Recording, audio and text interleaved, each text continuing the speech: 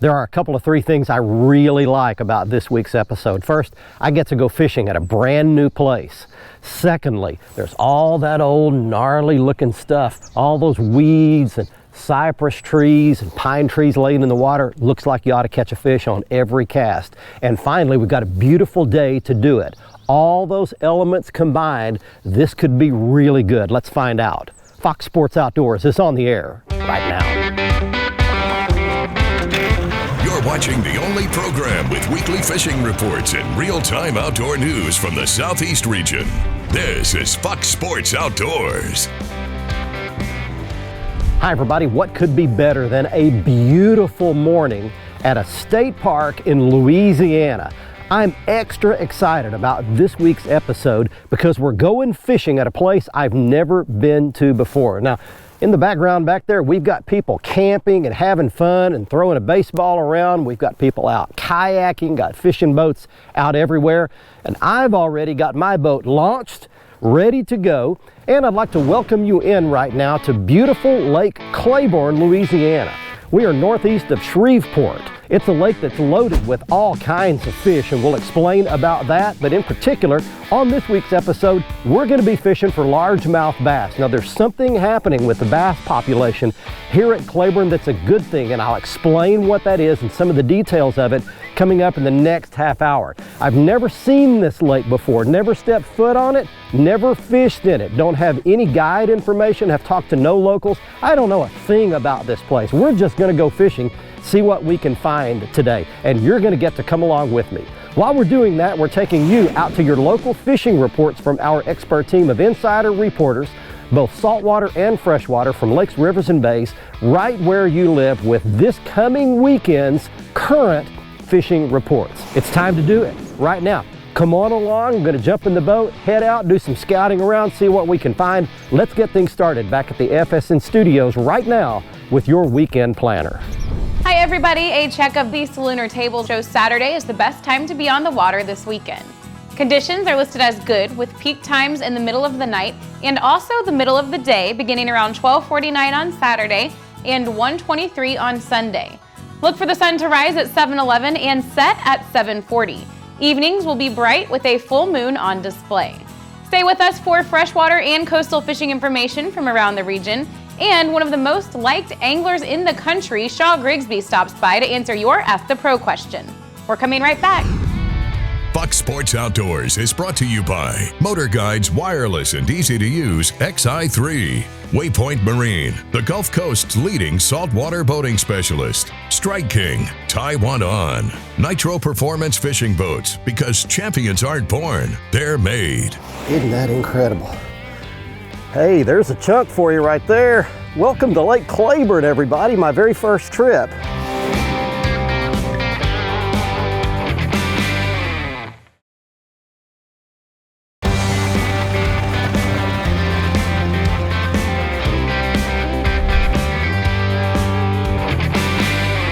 There he is. Good fish. Good fish.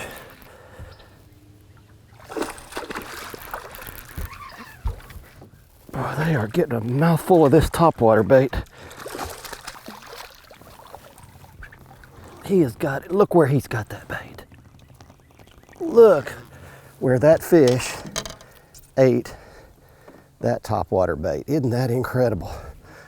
Hey, there's a chunk for you right there. Welcome to Lake Claiborne, everybody. My very first trip to a beautiful lake located in northwest Louisiana,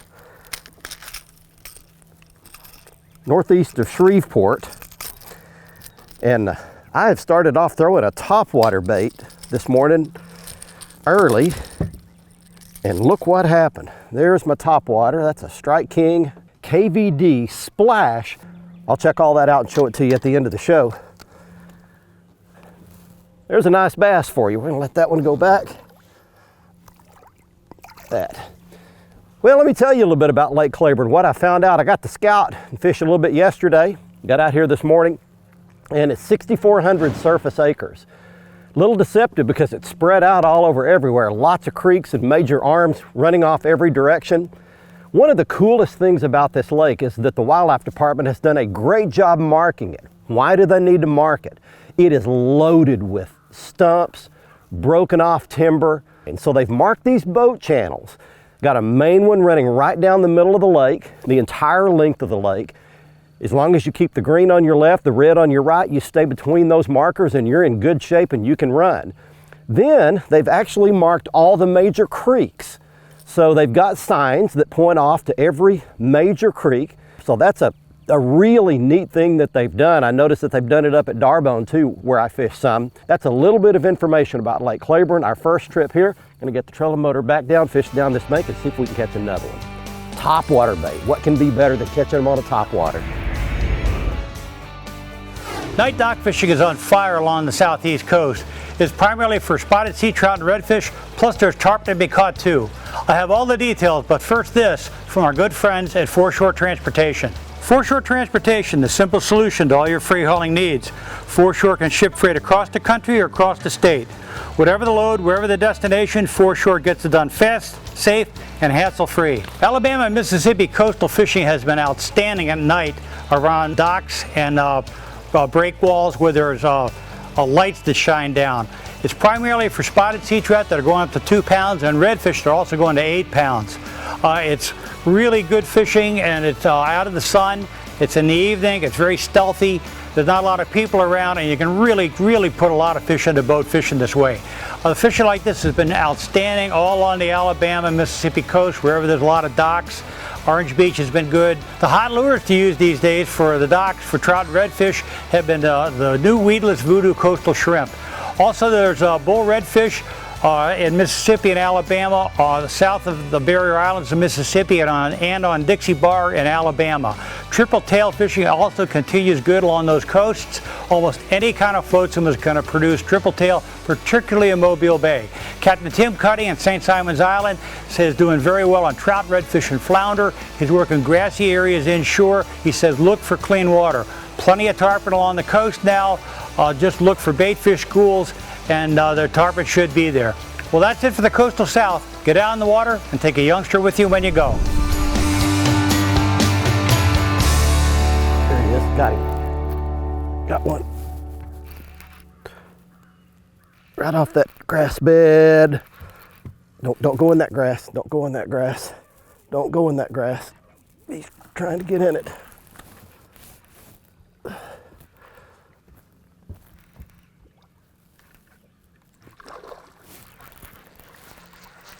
There we go.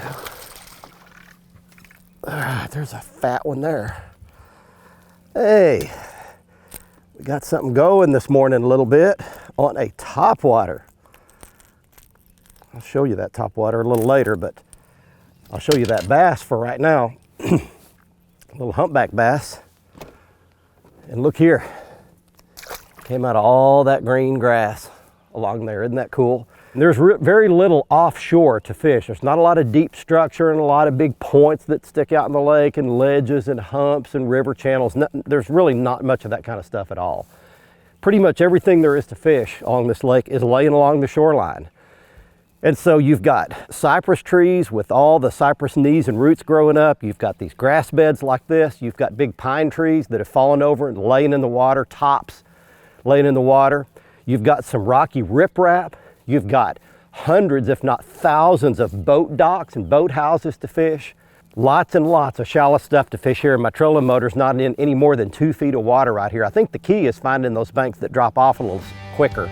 Those might be the ones that might hold fish a little bit longer. There's one. Look at that. He got a mouthful. There's you a nice Claiborne bass there.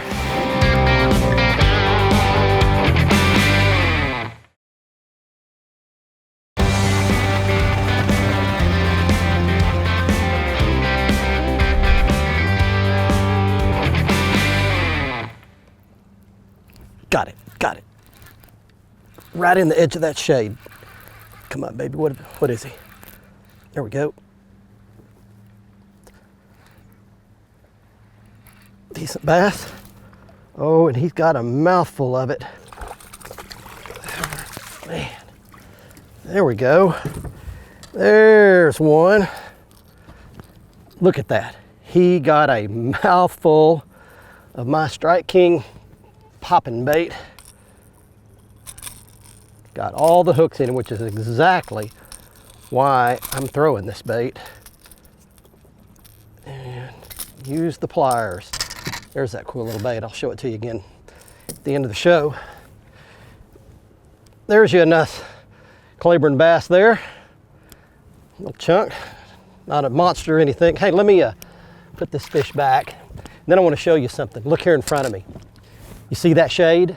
That is key right there. I'm out in the sun, but see those trees? They're big, high, tall trees, and the sun is over on the other side of them. I'm purposely sticking to the shady side. I would be doing you a disservice if I didn't warn you that Claiborne Lake, or Lake Claiborne in Louisiana, is a highly pressured lake. These fish see a bunch of baits. There are hundreds, if not thousands, of boat houses and boat docks and lake houses on this lake.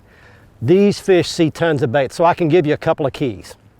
This lake in particular, and any highly pressured lake, fish early, fish late, stick to the shady side, fish the wind, and fish a reaction bait. I've actually caught fish today on buzz bait, spinner bait, poppin' top water, soft plastic jerk bait, any kind of a bait that gets a reaction strike before the fish gets a really good look at it is going to be what you want to throw.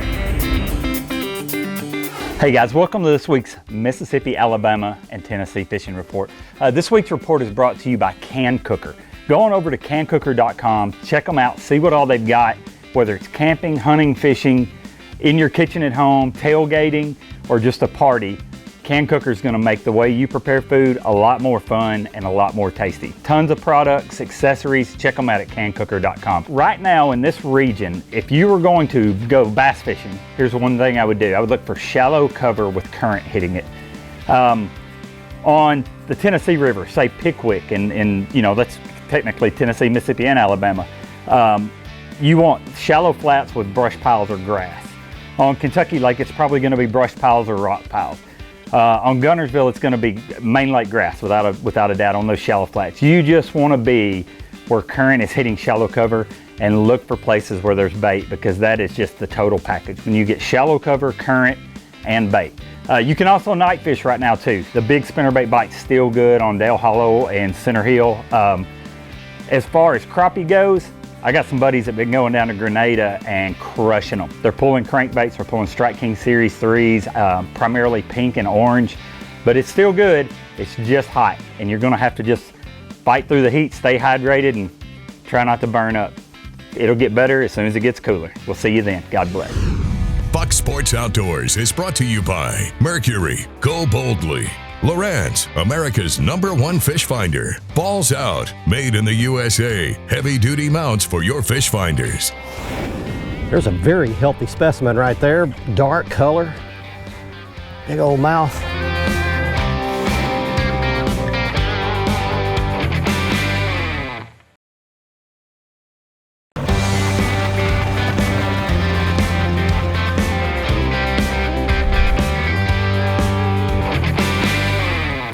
There we go. There we go. That's a halfway decent bass.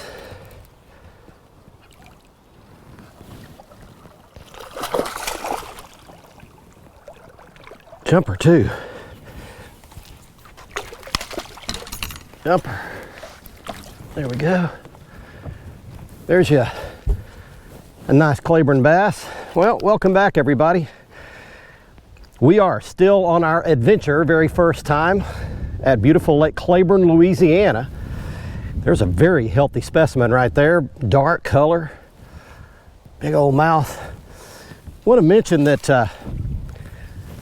there are several organizations around here, around Claiborne, that have banded together along with the wildlife department, and they're stocking a species of fish they're calling tiger bass in here. It's actually a largemouth bass, but it's a cross between a Florida strain bass, which grow huge, and a native regular Texas, Louisiana, southern bass. And then they hand pick the fastest growing ones of those, and they reproduce those, they spawn those, and they turn them into something called a tiger bass. They're basically hand selected to grow larger, and consequently over the last few years there have been some really big bass caught here at Claiborne. Lots of bass over 8 pounds, 10. There was one nearly 13 pounds caught just this year. So the experiment seems to be working. The conservation organizations, the sportsmen, the anglers around here have banded together, and it shows what you can do when you really put your mind to it. But these tiger bass seem to be taking hold. I'd never heard of a tiger bass before, but you can look it up. Hey folks, it's time for your Carolinas Report this week, and I'll tell you what, come down and let Captain Robert, Captain Shane, Captain Jamie, let our guys at Crazy Sister Marina put you on fish. Visit www.crazysistermarina.com and come fish with the best. From offshore, near shore, and inshore, we can do it all, and it's fall. And we're going to talk about that flounder. We're going to talk about that elephant in the room. As of the time of my taping, they had not finally voted and confirmed and actually closed the flounder fishery in North Carolina. But it appears that it is coming. Amendment number 2 was passed back in August. They're waiting to have one more meeting to implement this, and it's going to be a complete closure. Recreational, commercial fishermen for up to a year and possibly longer. We're hoping the best for you guys. I tell you what, it seems that there have been some numbers that they have seen from North Carolina to Florida that show the flounder population depleting.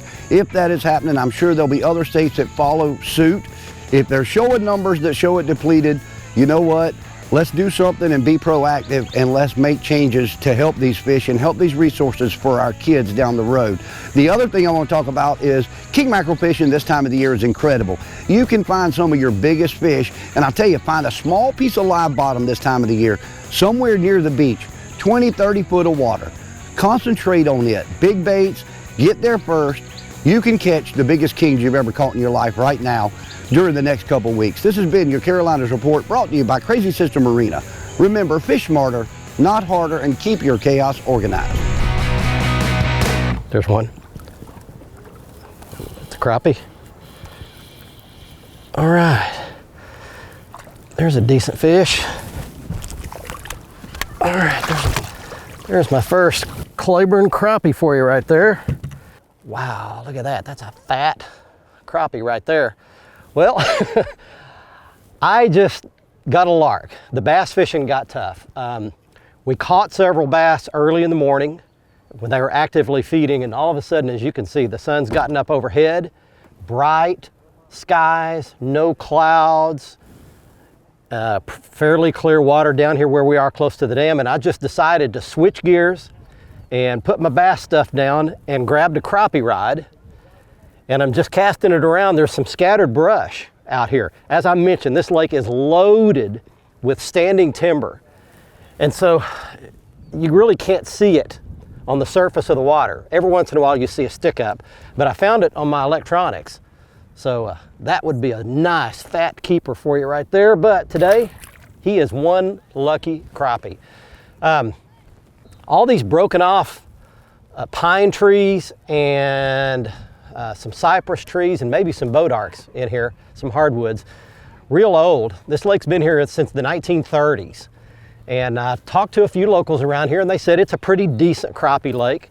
But most of it is vertical jigging alongside some of the standing timber. Got 2 jigs, throwing it out there and just slowly pulling it through the scattered timber. You get hung up some, you lose a few jigs, but you can also catch a nice crappie like that. So there's the second species here. Caught some largemouth bass, now caught a crappie. I think I'll mess around here and see if I can catch another one back in here somewhere. These fish out here in open water, as you can see, all this standing timber and stuff, and the water falls off, and I'm only in about 10 feet of water this far off the shore, so it's just a real gradual slope. You can always watch our latest episode on the front page of our website at foxsportsoutdoors.com. Catch up on past episodes and learn about fishing techniques and new gear at our how-to page. Follow us on Facebook and Twitter for new fishing videos every day. Simply search for Fox Sports Outdoors and click the like button on Facebook and the follow button on Twitter. And watch a new episode every week on any device by downloading the free Waypoint TV app on your phone, tablet, computer, or smart TV.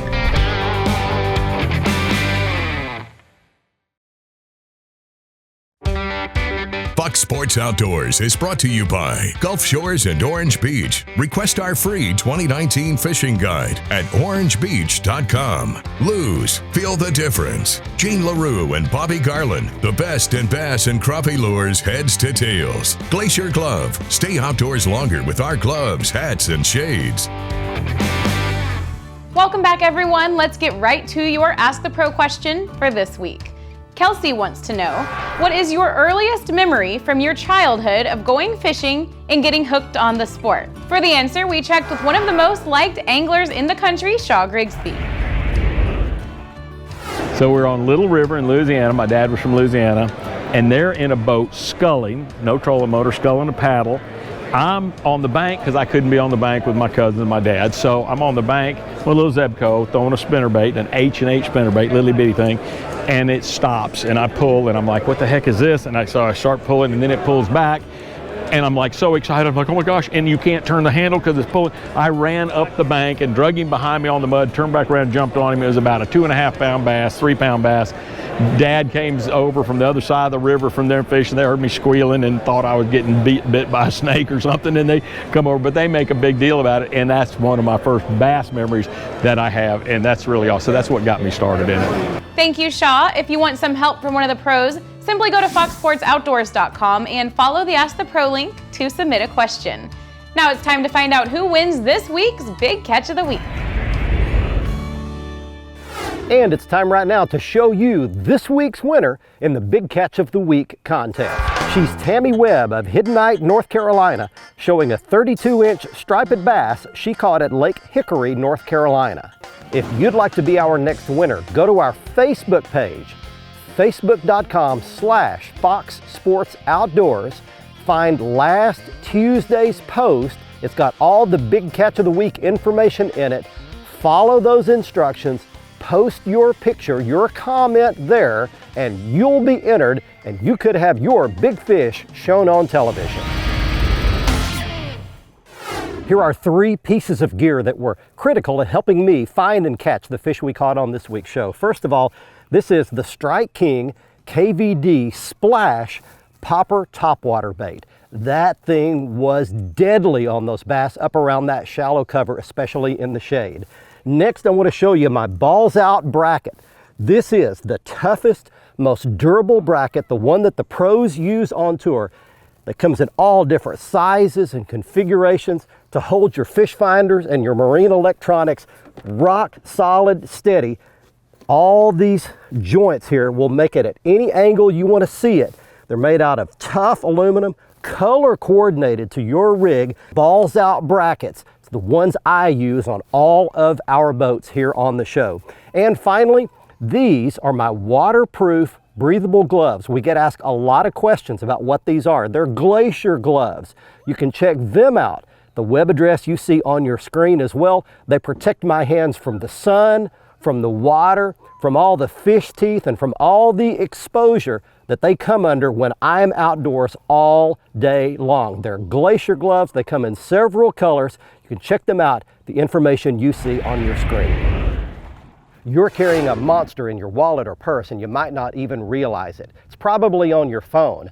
Most of us fill it up or even overbook it with lots and lots of stuff to do. It's called your calendar. Did you know your calendar reflects your priorities in life? Are the things that are most important to you first on your calendar? If not, you're the only one who can do anything about it. Either get control of that calendar or it will control you. I hope you enjoyed my first ever trip to Lake Claiborne as much as I did. Until next week, I'm Barry Stokes. Be safe, have fun. Bye-bye, y'all.